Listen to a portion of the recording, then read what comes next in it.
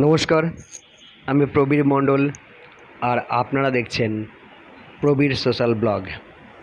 আজ একাদশী, জ্যৈষ্ঠ মাসের কৃষ্ণপক্ষের এই একাদশীর নাম অপরা একাদশী। ব্রহ্মাণ্ড পুরাণে এই ব্রত মাহাত্ম্য বর্ণনা করা হয়েছে এইভাবে। মহারাজ যুধিষ্ঠির শ্রীকৃষ্ণকে বললেন, হে কৃষ্ণ, জ্যৈষ্ঠ মাসের কৃষ্ণপক্ষিয়া একাদশীর নাম কি এবং তার মাহাত্ম্যই বা কী? আমি শুনতে ইচ্ছা প্রকাশ করছি, আপনি অনুগ্রহ করে তা বর্ণনা করুন। শ্রীকৃষ্ণ বললেন, হে মহারাজ, মানুষের মঙ্গলের জন্য আপনি খুব ভালো প্রশ্ন করেছেন।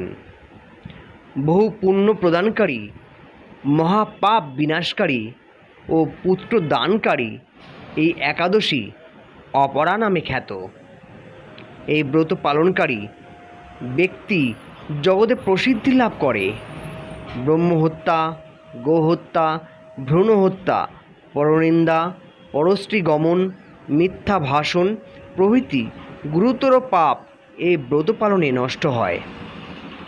যারা মিথ্যা সাক্ষ্য দান করে, ওজন বিষয়ে ছলনা করে, শাস্ত্রের মিথ্যা ব্যাখ্যা প্রদান করে, জ্যোতিষের মিথ্যা গণনা ও মিথ্যা চিকিৎসায় রত থাকে, তারা সকলেই নরক যাতনা ভোগ করে।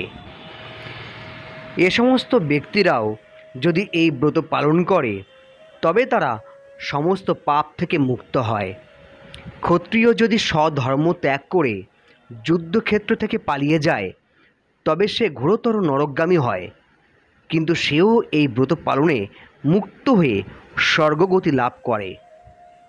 মকর রাশিতে সূর্য অবস্থানকালে মাঘ মাসে প্রয়াগ স্নানে যে ফল লাভ হয়, শিবরাত্রিতে কাশীধামে উপবাস করলে যে পুণ্য হয়, গয়াধামে বিষ্ণু পাদপদ্মে পিণ্ডদানে যে ফল পাওয়া যায়, সিংহ রাশিতে বৃহস্পতির অবস্থানে গৌতম নদীতে স্নানে, কুম্ভ কেদারনাথ দর্শনে, বদ্রিকাশ্রমে যাত্রায় ও বদ্রীনারায়ণ সেবায়, সূর্যগ্রহণে, কুরুক্ষেত্র স্নানে, হাতি ঘোড়া স্বর্ণদানে এবং দক্ষিণাসহ যজ্ঞ সম্পাদনে যে ফল লাভ হয়, এই ব্রত পালন করলে অনায়াসে সেই ফল লাভ হয়ে থাকে।